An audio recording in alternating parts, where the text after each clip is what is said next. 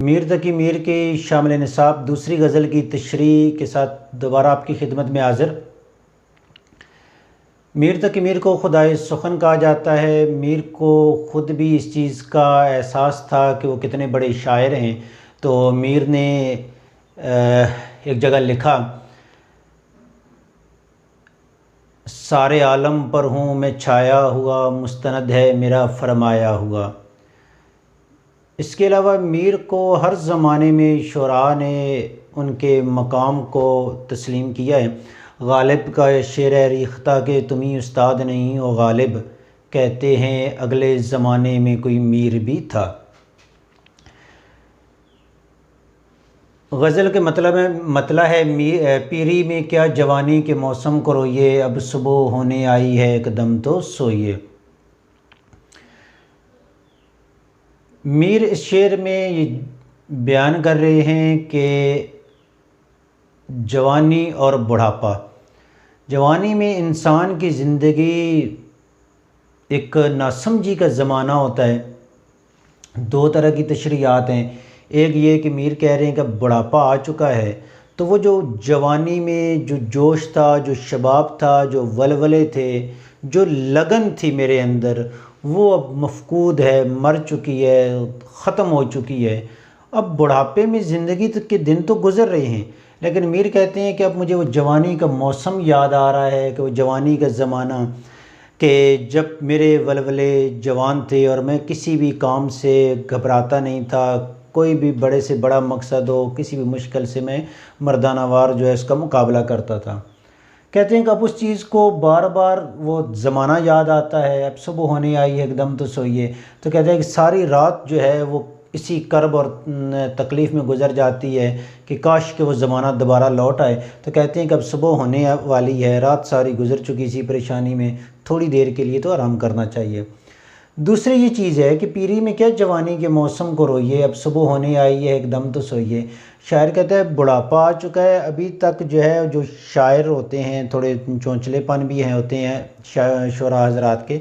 तो कहते हैं कि पीरी कहते हैं बुढ़ापे को, तो बुढ़ापा जब आ चुका है तो इसमें जवानी के मौसम को जो है वो रोइए कि जवानी थी वो अब चली गई है। कहते हैं उसे रोने का कोई फ़ायदा नहीं है। सुबह होने आई है, यानी अब सुबह होने से मुराद है कि ज़िंदगी का इख्तिताम होने वाला है।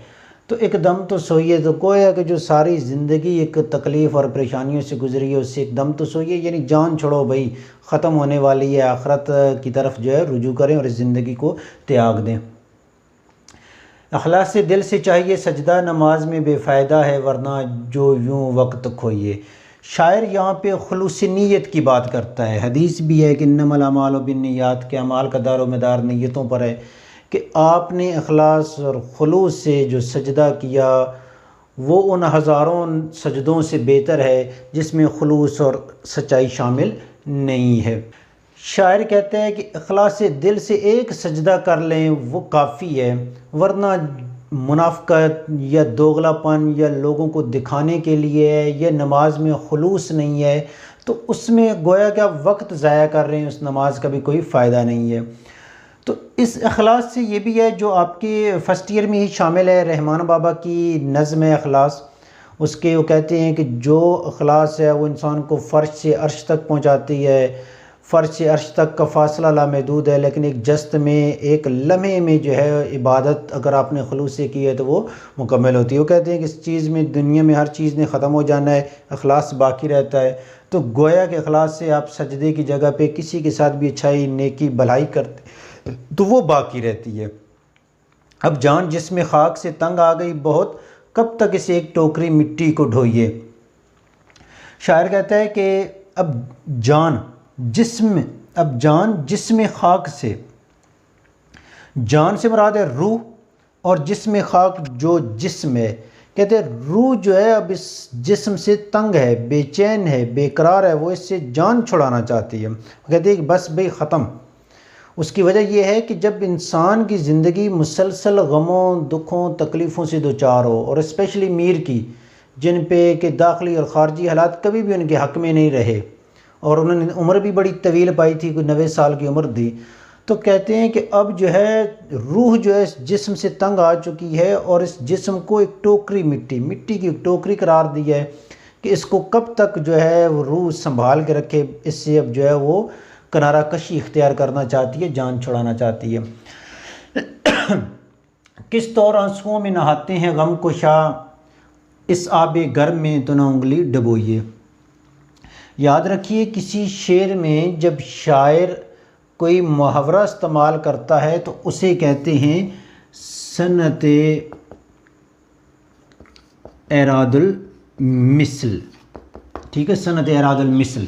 तो इस शेर में सन्नत एरादुल मिसल शायर ने इस्तेमाल की है क्योंकि उंगली डुबोइए मुहावरा है। शायर कहता है कि जो गम बर्दाश्त करने वाले हैं,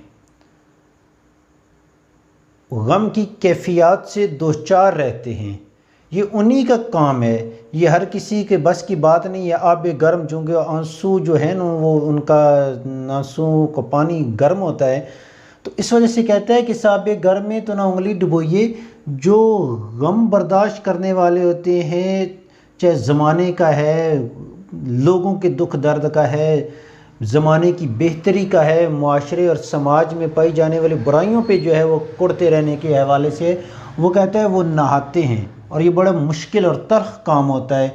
तो शायर मुझे और आपको मशवरा दे रहा है कि आप तो इसमें उंगली भी न डुबोएं, वरना ज़िंदगी दुखों और तकलीफ़ों से दो चार हो जाए तो फिर कहीं भी चैन और सुकून नहीं है। गालिब का शेर है, कैदे हयातो बंदे गम असल में दोनों एक हैं, मौत से पहले आदमी गम से निजात पाए क्यों। तो यानी गोया कि जब तक जी रहा है तो गालिब ये कहते हैं कि गम तो उसने बर्दाश्त करने हैं।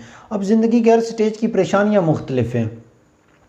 कहीं पे आप चल रहे थे, आपका कारोबार, आपकी नौकरी, आपकी चीज़ें चल रही थी, अचानक कोरोना आया और आपके कारोबार ठप होने लग गए। वो जो आपके कारोबार थे तो वहाँ पे आपको कोई और परेशानियाँ थी कारोबार को बढ़ाने की। एक वायरस आया, लॉकडाउन आया, तो आपकी परेशानियाँ किसी और डगर पे चल पड़ी। बचपने की परेशानियाँ अलग हैं, स्कूल की अलग, कॉलेज की और ज़िंदगी की अलग। तो गालिब कहते हैं कि मौत से पहले आदमी इससे निजात नहीं पा सकता।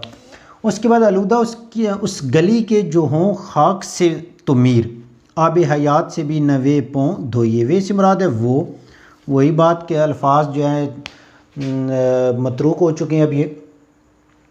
अच्छा, इश्क़ हकीकी में ये है कि जो हम ये कहते हैं कि मक्का मदीना में जाएं तो नबी की गलियों में, तो उस खाक से, उस गली की खाक से अगर पाँव आलूदा हो जाएं, गंदे हो जाएं, तो कहते हैं कि उसको आब हयात से भी, यहाँ पे तलमी इस्तेमाल हुई है, आब हयात से भी वो पाँव नहीं धोने चाहिए।